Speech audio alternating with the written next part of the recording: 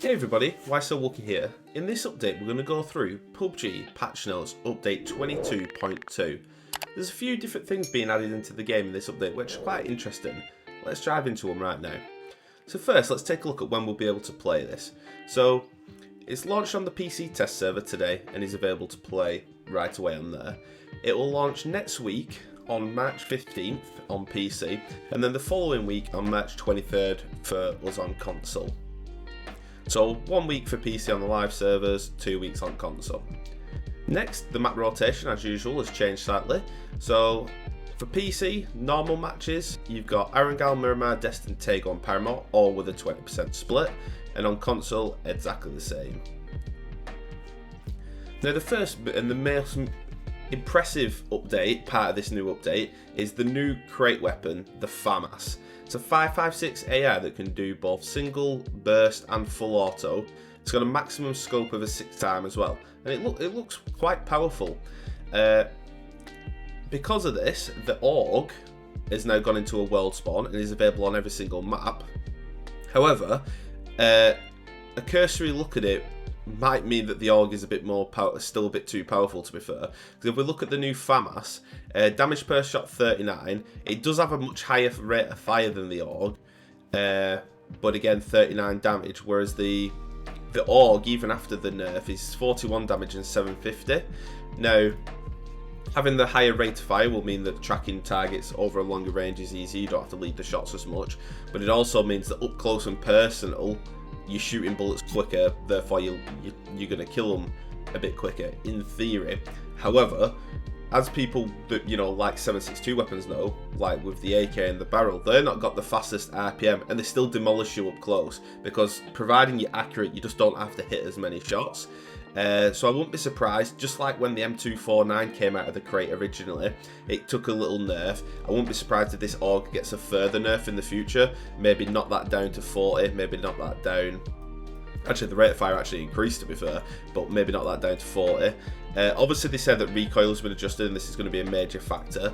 If the recoil's been adjusted to the point where it is a lot more recoily, like a 7.62 weapon, then that's how they've done the balance. But I'm looking forward to getting more hands-on time with the AUG, to be fair. That's the thing with the crate weapons. I don't mind when they add new crate weapons, they take one out. Adds a bit of variety, especially because it's on every map as well. You get plenty of play time with it. They've added a new feature, a loot recommendation feature, which tries to hint to you what pieces of gear you're missing. So it should be nice and quick for those, who aren't as familiar with the game. They don't have to stay there ages, they can just follow that. With the 6th anniversary coming up, they've added some billboards into certain maps to celebrate that, and I'm sure nearer the time they'll let us know, because we tend to get a free skin and stuff like that each year, but I'll keep you up to date with that. On Deston, they've added a few new little areas to break up the map a little bit. So in this area, they've added a dirt track to break up this hill, which is quite cool. A bit more cover and little troughs and stuff like that. In the Hall of Fame on Arungal, they've added the new photos on a board and posters for the latest winners, which was Navi, Natus Vinia, the PGC 2022 winners. So when you load in there, you'll be able to check out the images from that, which is pretty cool. The AUG has also been added to Team Deathmatch and custom matches as well. The AUG still remains a care package weapon in esports mode for now, because they'll be wanting to check out, what the balance is like before tournaments are played with it. They've done a bit of a UI UX improvements to make it more obvious about damage and when you're looting and things like that. The lobby has received some updates now, so pretty much everybody I know that plays the game and has played for a while is level 500 survival mastery, but now you're going to be able to redo that, just like they did for the weapons when you got to level 100, and you're now able to redo those.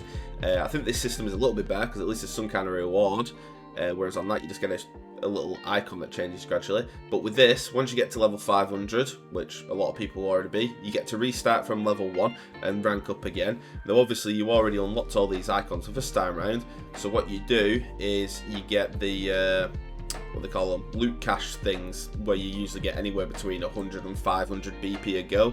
I'm wondering if it'll credit you these for the first 500 that you've already done. That'd be nice as a nice little BP boost, but we'll have to wait and see on how that one works out. But yeah, sometimes with those, on very rare occasions, you do get an actual like clothing item or something like that. I've had a couple recently, and I got one. You know, the animated nameplates. I got one of those as well, which was just a thing what you got straight away, which is pretty cool. But either way, every level or whatever, you'll get a little bit of BP, even if it's 100. That's still a good amount of BP for the full 500, but it would be nice if it credited you the previous 500. But we'll have to wait and see. I can't remember. I think you did get BP as you level up from 500, so it might only start at like 501, if you will.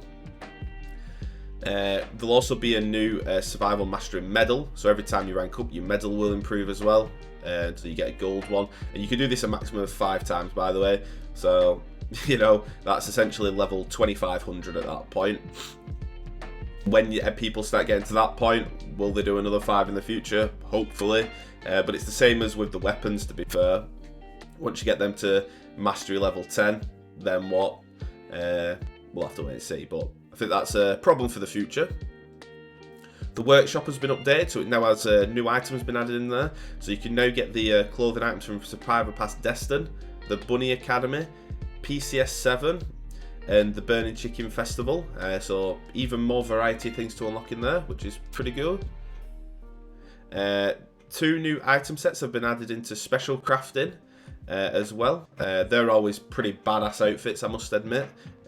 So check those out. They've done a couple of gameplay fixes. The major one is this. So to make the smoke effects appear more natural against the lighting, depending on the weather, they missed it on a couple of the different weather settings, and it's now been added in. And then there's a whole other plethora of bug fixes and stuff like that, which I'll not go through every single one now. But yeah, I'll leave a link to the patch notes in the description for the video, so if you do want to check out all those bug reports, you can do. But that's it. Looking forward to update 22.2. Have a nice day. Wookie out.